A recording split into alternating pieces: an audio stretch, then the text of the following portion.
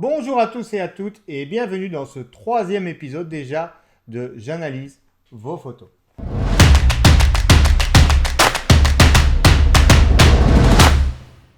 Pour ceux qui ne connaissent pas encore le concept, je m'appelle Olivier Roch, je suis photographe de paysage, accompagnateur de voyages photo et formateur Photoshop Lightroom. Et j'analyse donc ici des photos qui m'ont été envoyées et j'essaye d'y apporter des améliorations sous Lightroom et Photoshop si nécessaire. Alors, sans plus tarder, on y va. Alors, voici la première photo que je vais analyser. Donc, il s'agit d'une photo qui a été proposée par Catherine.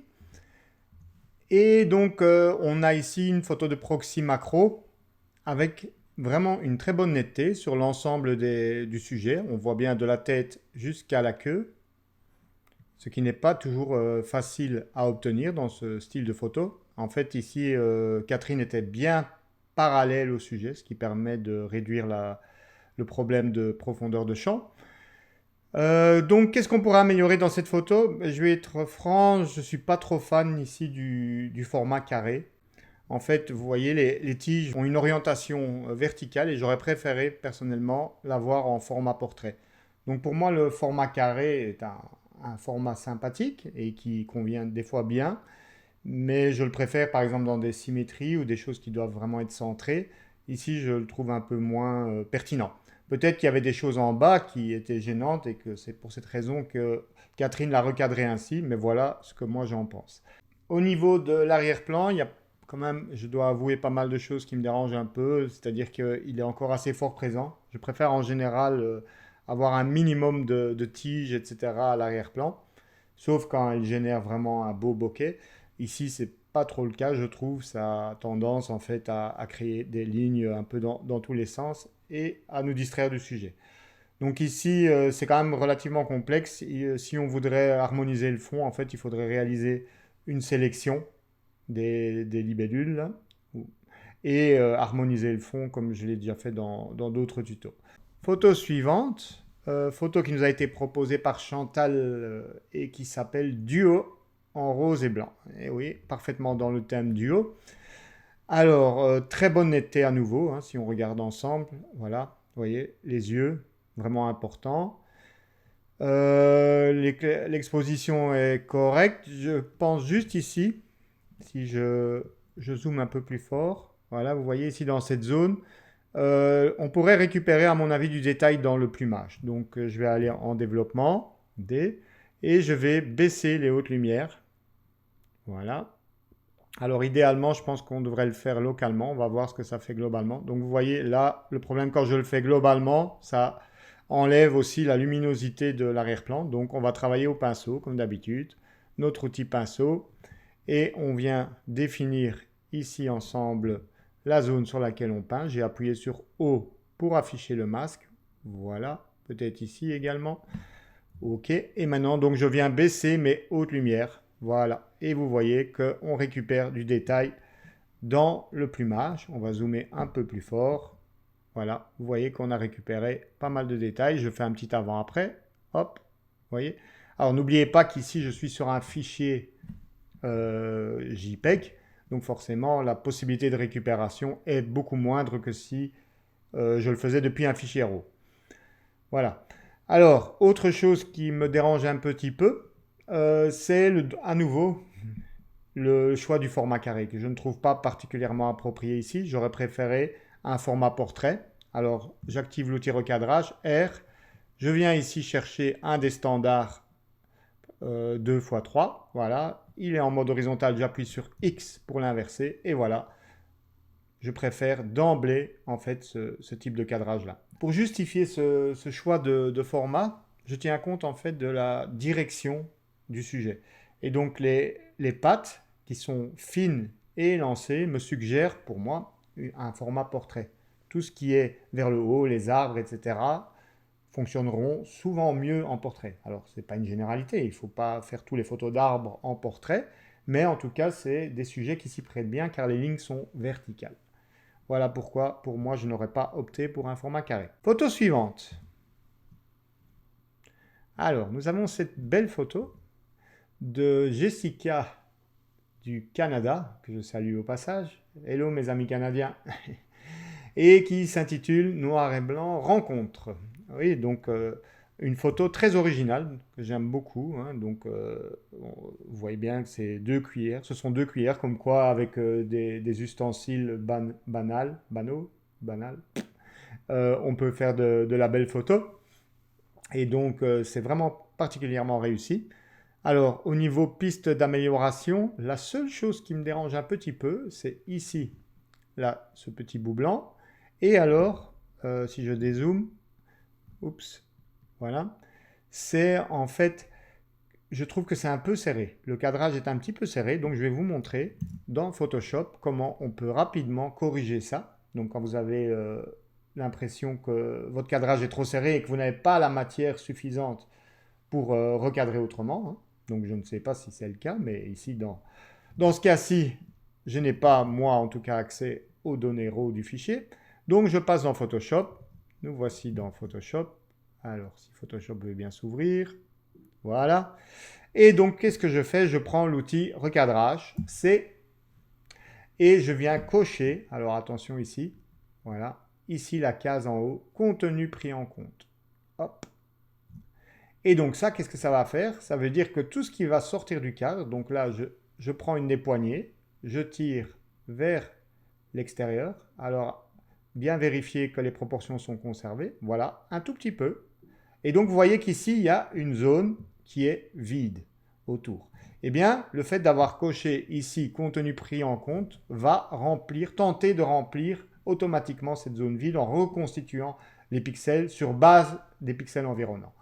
Donc, souvent, ça marche assez bien. Donc, je ne peux pas vous garantir le résultat, bien entendu, puisque c'est de l'intelligence artificielle qui est là derrière. Et donc, comme vous pouvez le voir, ici, ça a vraiment bien fonctionné. On va zoomer un petit peu et inspecter. Vous voyez, il a reconstitué très facilement l'arrière-plan. Voilà, je dézoome pour que vous voyez l'image dans son entièreté. Et donc, vous voyez comment on peut recadrer comme ça facilement une image où il manque de la matière. Alors parfois, il faut compléter le travail avec du tampon et des outils de correction, mais ici, ça a parfaitement fonctionné. Alors, sur un nouveau calque, commande Alt-Shift-N, CTRL Alt-Shift-N sur PC, je vais m'occuper cette fois de cette petite tache blanche qui me dérange un petit peu.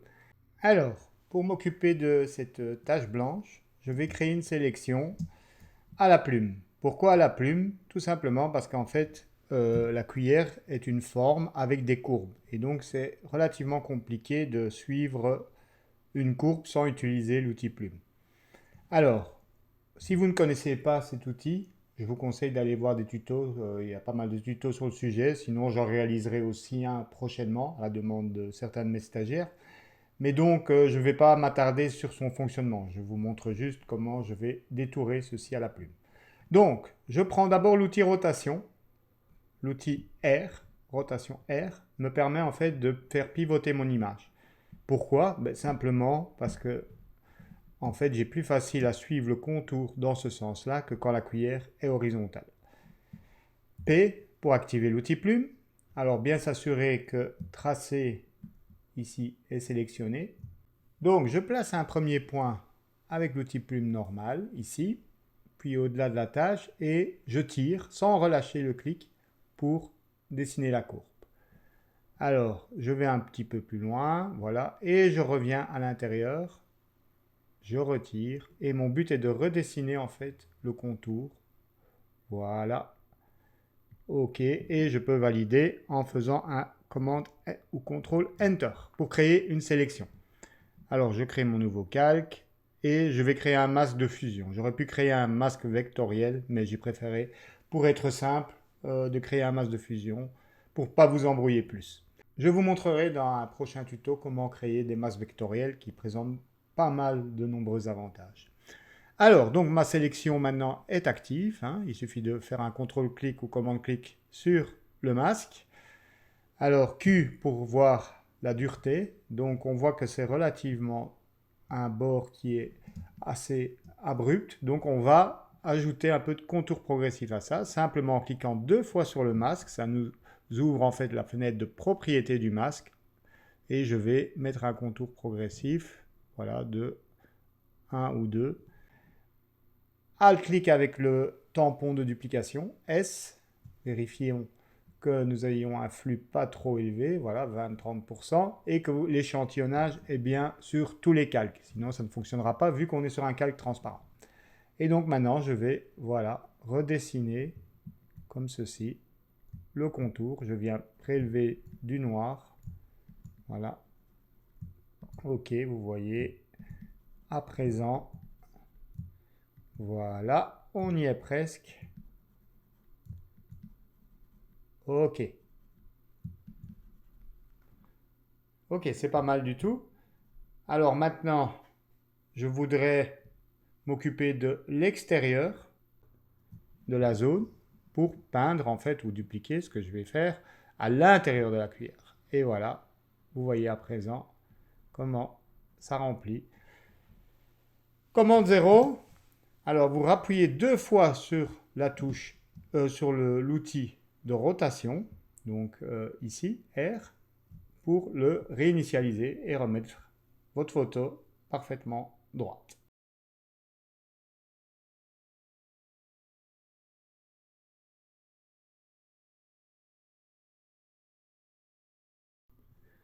Alors, on va faire un petit avant-après en cliquant Alt sur le petit œil ici à gauche du calque. Vous désaffichez les autres calques, vous rappuyez Alt sur le même œil et tous les autres calques se raffichent. Ce qui vous permet de faire rapidement un avant-après. Et voilà, le job est fait. On passe à la photo suivante. Alors, très belle photo envoyée par Henri Canton, Symphonie haute en couleurs. C'est vrai que ces guêpiers ont de magnifiques couleurs. Cette photo, honnêtement, est très nette. Il n'y a pas de bruit quasiment, il n'y a pas de bruit. Et voilà, elle est très propre.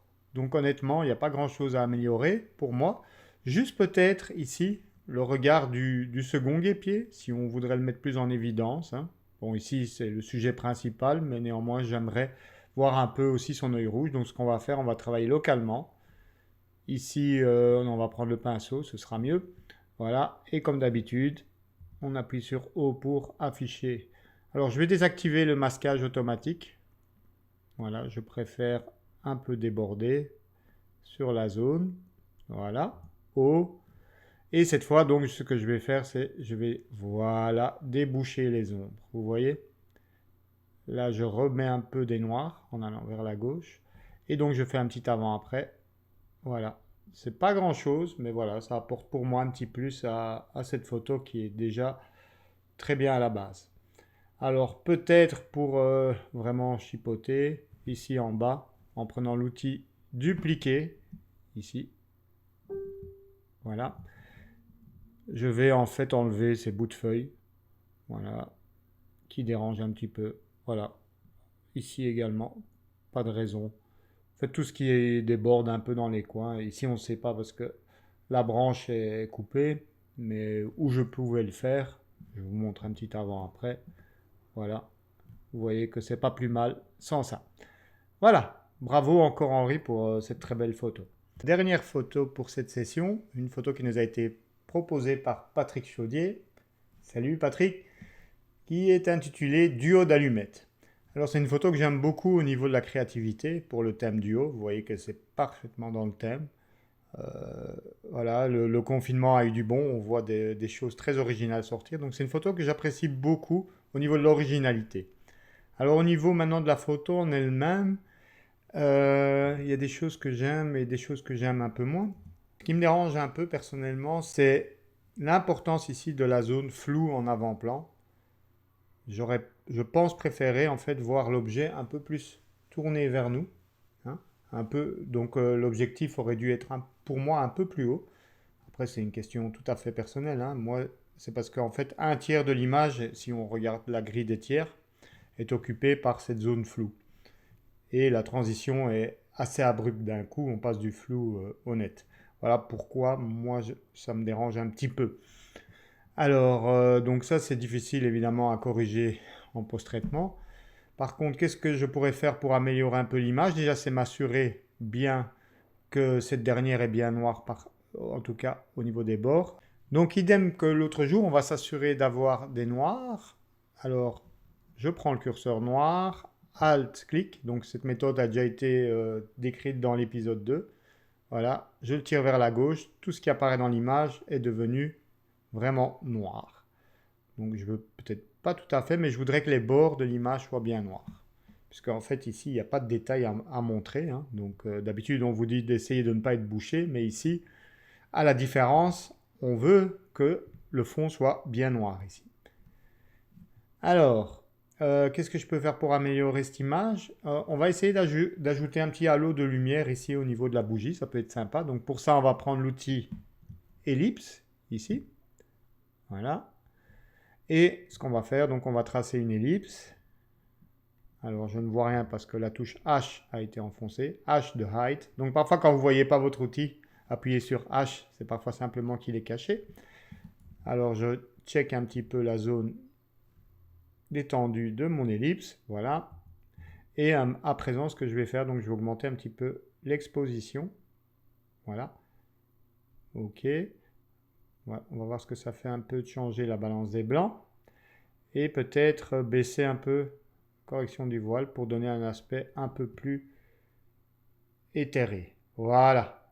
Alors par contre, je ne veux pas que ça s'applique au niveau de la flamme qui est déjà très lumineuse et qui, comme vous pouvez le voir ici en haut à droite, du coup est encore plus cramée. Alors c'est normal qu'une flamme est cramée, me direz-vous, mais elle l'était moins avant que j'ajuste ça. Donc ce qu'on va faire, on va utiliser, comme toujours, le masque de gamme de luminance. Voilà, mais cette fois, c'est donc les tons clairs qu'on doit protéger, c'est-à-dire la zone droite du curseur gamme. Ok, donc je prends cette fois le curseur droit. Alors quand je fais Alt-clic, vous voyez tout. Tout est sélectionné. Donc partout où vous voyez du blanc dans l'image, le réglage s'applique. Et je tire vers la gauche. Et vous voyez tout de suite, en fait, là, ce qui est clair apparaît sombre dans le masque ici. Donc la flamme de la bougie devient noire. Ça veut dire qu'elle est protégée du réglage. Donc quand je relâche maintenant, hop, vous voyez avant, après. Vous voyez que tout ce qui est autour de la bougie, c'est clair, mais pas la flamme. Voilà, c'est ça que je voulais faire. Alors, deuxième petite amélioration, on va dupliquer en fait cette ellipse pour venir ajouter un peu de lumière sur notre duo d'allumettes. Donc, on peut dupliquer rapidement un filtre qui a été créé au préalable en cliquant droit dessus, dupliquer. Voilà, ça nous crée une deuxième ellipse qu'on peut déplacer et venir ajuster ailleurs. Voilà. Alors, vous notez au passage que le masque de gamme a été conservé. Donc ici, peut-être qu'on n'en a pas besoin. Vous voyez la différence? Voilà. Ok, on va voir un petit avant-après. Alors, ce que je voudrais faire ici, c'est restreindre son effet uniquement aux zones, au côté droit de l'allumette. Donc, pas le côté qui est dans l'ombre. Donc, ce que je vais faire, je vais prendre le pinceau, ici. Je vous montre. Là, pinceau. Attention, ce n'est pas le même pinceau que celui-ci. C'est le pinceau lié au filtre radial ou gradué. Et donc ce pinceau va agir ici, si je clique sur effacer, comme une gomme. C'est-à-dire qu'il va effacer. Regardez, si j'appuie sur O, ça vous voyez bien. Vous voyez qu'il y a un petit moins. Et donc je peux effacer certaines zones du filtre radial. Donc là, je vais enlever le O pour que quand même on voit ce qu'on fait. Et donc, vous voyez, j'enlève l'effet dans la zone d'ombre, l'effet de l'ellipse. Et donc, je fais un petit avant-après. Voilà. Voilà, un petit effet donc sympa d'amélioration de l'image. Donc concrètement, qu'est-ce que j'ai fait? J'ai noirci un peu plus le fond et j'ai ajouté à l'aide du filtre radial des petits halos de lumière. Et voilà, c'est sur cette photo que on va s'arrêter pour cet épisode 3. Je vous donne d'ores et déjà rendez-vous mardi prochain pour l'épisode 4 qui terminera donc cette série consacrée au thème duo. D'ici là, amusez-vous, sortez, faites de belles photos et je vous dis à la semaine prochaine. Merci d'avoir regardé. N'oubliez pas comme d'habitude un petit like si vous avez aimé. N'hésitez pas à partager et abonnez-vous à la chaîne. Ciao ciao!